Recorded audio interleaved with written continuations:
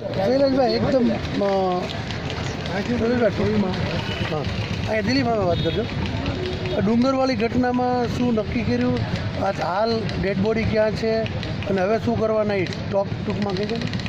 જે ડુંગર પોલીસ સ્ટેશનમાં મૃતક જિગ્નેશ સોંદરવાને લઈ ગયેલા અને જેલમાં એમનું ડેડ થયું છે એવા સમાચાર છે. એ કાલે ફોરેન્સિક લેબમાં ભાવનગર લઈ ગયા હતા અને અત્યારે dead body Amreli civil hospital ખાતે છે.